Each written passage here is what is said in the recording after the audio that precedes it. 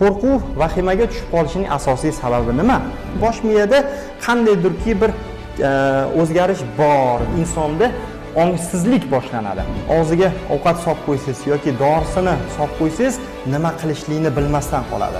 10 martalab bemorlarni MRTga tushiring, hech qanday o'zgarish topa olmaysiz. Hojatxonaga kiradi, lekin nima qilish kerakligini ongli ravishda bila olmay qoladi. Holbuki atrofiyani bosh og'rishiga hech qanday ahamiyati yo'q. Zamonaviy kompyuter tomografiya tekshiruvlari hamda MRT tekshiruvlari har bir kasallik uchun haqli ravishda aniq diagnostik usul bo'la oladimi? MRT tekshiruvlari hamda kompyuter tomografiya tekshiruvlaridan olingan xulosalardagi atrofiya hamda ensefalopatiya so'zlari qay darajada ahamiyatga ega? Assalomu alaykum, hurmatli yurtdoshlar.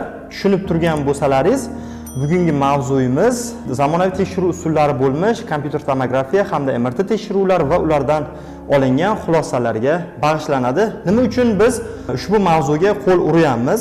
Sababi hozirgi kunda ushbu diagnostik tekshiruv usullari shu darajada ommalashib ketdiki, vrach ko'rsatmasi ham bemorlarda ozgina bosh og'risa ham, bo'yin og'risa ham yoki beli og'risa ham hech qanday sababsiz o'zlari mustaqil ravishda ushbu tekshiruvlardan o'tib kelishadi. Yaxshi, ushbu tekshiruvlarni o'tish foydali, lekin ulardan olingan xulosalardagi ma'lumotlarni o'qib, ya'ni atrofiya hamda ensefalopatiya so'zlarini o'qib bemorlarimiz qo'rquvga, vahimaga tushib qolishadi.